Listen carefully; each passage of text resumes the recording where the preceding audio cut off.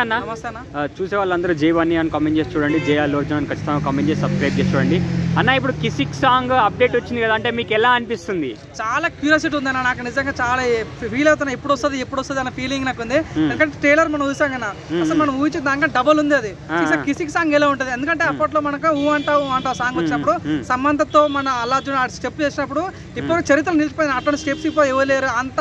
Time date కూడా చెప్పేసి అన్న, టైం చెప్తారు కదా, November 24, 7/2 రాబోతుంది PM. దయచేసి బీ అలర్ట్ 100% ఈసారి చేయబోయే రణరంగంలో మాత్రం ఈ కిసిక్ సాంగ్ చాలా బాగుండిపోతున్నా.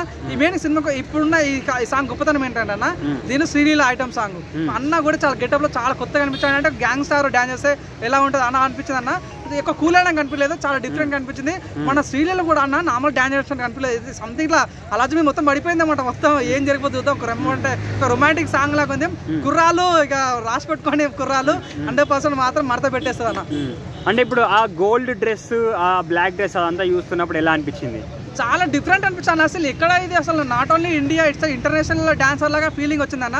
నవ్వున్నాడు కాదన్న, ఒక రకమైన వైబ్ క్రియేట్ అయిందన్న.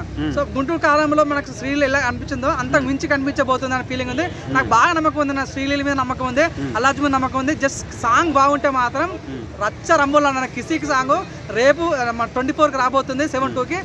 Just watch it. One word లో పుష్ప 2 గురించి చెప్పాలనుకుంటే ఏమని చెప్తారు? పుష్ప 2 మాత్రం రచ్చ రంబోలన్న, 100% రాసి పెట్టుకు రచ్చ రంబోలో ఉండబోతుంది. ఓకే అన్న.